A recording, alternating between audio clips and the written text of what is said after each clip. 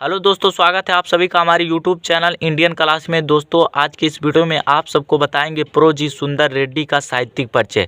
दोस्तों अगर आप भी कक्षा 12 में हैं और हिंदी की तैयारी कर रहे हैं तो प्रो जी सुंदर रेड्डी का साहित्यिक परिचय जरूर याद कर लीजिएगा, क्योंकि 2024 के बोर्ड एग्जाम में बहुत ही महत्वपूर्ण प्रश्न है। दोस्तों अगर आप भी प्रो जी सुंदर रेड्डी का साहित्यिक परिचय याद कर लेते हैं तो जान लीजिए 5 नंबर पक्का कर लिए हैं, ठीक ना, क्योंकि बहुत ही महत्वपूर्ण प्रश्न है। तो आप सबको बताएं, साहित्यिक परिचय लिखने से पहले जीवन परिचय लिखा जाता है, क्योंकि आप साहित्यिक परिचय में पूरी बात लिख देंगे तो जीवन परिचय में बदल जाएगा, ठीक ना। लेकिन यहाँ पे साहित्यिक परिचय लिखना है, इसलिए सर्वप्रथम जीवन परिचय लिखेंगे। तो जीवन परिचय हेडिंग डाल के लिखेंगे, प्रो जी सुंदर रेड्डी का जन्म सन 1919 ईस्वी में दक्षिण भारत में हुआ था। जो प्रो जी सुंदर रेड्डी हैं उनका जो जन्म है 1919 ईस्वी में। इस बातों को ध्यान दीजिएगा, उनका जन्म सन है कि कब हुआ था, तो 1919 ईस्वी में हुआ था और दक्षिण भारत में हुआ था। ये जन्म स्थान है उनका, इस बातों को भी ध्यान दीजिएगा कि दक्षिण भारत में 1919 ईस्वी को प्रो जी सुंदर रेड्डी का जन्म हुआ था।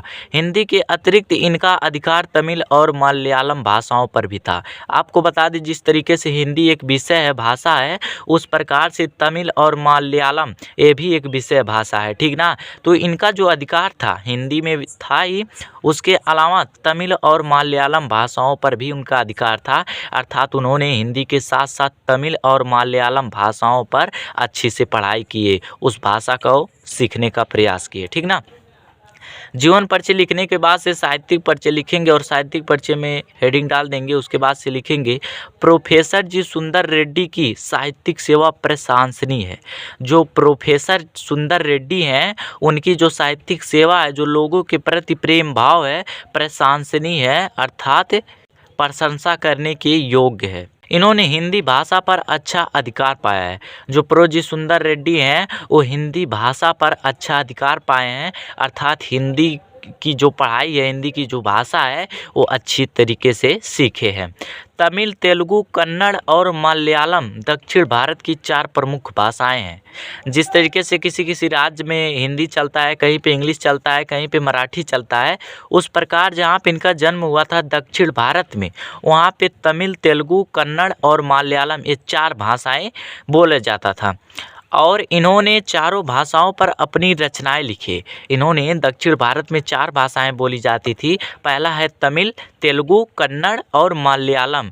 तो इन्होंने चारों भाषाओं पर अपनी रचनाएं लिखे, चारों विषयों पर पढ़ाई किए थे और उस भाषा को सीखने का प्रयास किए थे, और इन्होंने उसी चारों भाषाओं में अपनी रचनाएं भी लिखे। इस दक्षिण भारतीय हिंदी भाषी साहित्यकार ने अपने अद्वितीय लेखन शैली के आधार पर हिंदी साहित्य जगत में अपना स्थान बना लिया।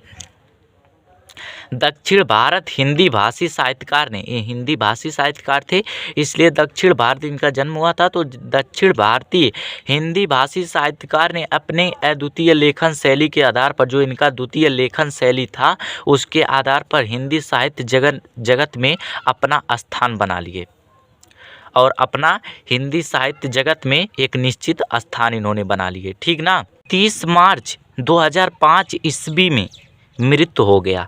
जो प्रो जी सुंदर रेड्डी हैं वो 30 मार्च 2005 ईस्वी को उनकी मृत्यु हो गई, अर्थात अब वो इस दुनिया में ना रहे, ठीक ना। तो उनका जीवन परिचय हो गया, साहित्यिक परिचय हो गया। उसके बाद से लिखेंगे कृतियाँ पूछा जाता है तो कृतियाँ लिखेंगे, हेडिंग डालेंगे कृतियाँ और लिखेंगे रेड्डी जी की प्रमुख कृतियाँ निम्न हैं, अर्थात जो प्रो जी सुंदर रेड्डी हैं उनकी कृतियाँ निम्न हैं, कई प्रकार के हैं। तो मैंने 3 लिखा है, साहित्य और समाज, फिर दूसरा है मेरा विचार, तीसरा है लैंग्वेज प्रॉब्लम इन इंडिया, ठीक ना। तो जो उनकी प्रमुख कृतियाँ हैं, साहित्य और समाज है, मेरे विचार हैं और लैंग्वेज प्रॉब्लम इन इंडिया है, ठीक ना। इसको याद कर लीजिएगा, उनकी रचनाएं हैं। आप सबको बता भी दिए हैं कि रचना के साथ भाषा शैली लिखेंगे तो कृतियाँ में बदल जाएगा। तो यहाँ पे रचना हो गया, उसके बाद भाषा शैली में लिखेंगे, प्रो जी सुंदर रेड्डी का भाषा हिंदी, तमिल, तेलुगु, कन्नड़ और मलयालम में है। आप सबको पहले ही बताए हैं कि जो दक्षिण भारत में जो विषय चले जाते थे, भाषा बोली जाती थी, वो तमिल, तेलुगु, कन्नड़, हिंदी और मलयालम भाषाएं चलती थी।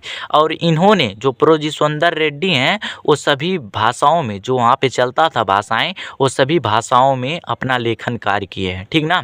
तो इस चीज़ भाषा शैली में लिख देना है कि तमिल, तेलुगु, कन्नड़ और मलयालम भाषाओं में उन्होंने अपनी रचनाएं लिखे थे, ठीक ना। तो आप लोग देख सकते हैं दोस्तों, बहुत ही महत्वपूर्ण प्रश्न है, इसलिए इसको ध्यान से देखिएगा, समझ लीजिएगा और कॉपी पर लिखकर याद कर लीजिएगा, क्योंकि 2024 में आने के पूरे चांस हैं। तो दोस्तों उम्मीद करता हूँ ये वीडियो पसंद आया। अगर वीडियो पसंद आया तो लाइक कर दीजिएगा, मेरे चैनल पे नया हो तो मेरे चैनल को सब्सक्राइब कर दीजिएगा, क्योंकि इस तरीके से हर रोज़ आपको एक महत्वपूर्ण वीडियो मिलता रहेगा। और इस चैनल पे 10वीं व 12वीं की हिंदी की पूरी तैयारी कराई जाएगी, क्योंकि अब की बार 100 में 90 पार होगी, ठीक ना।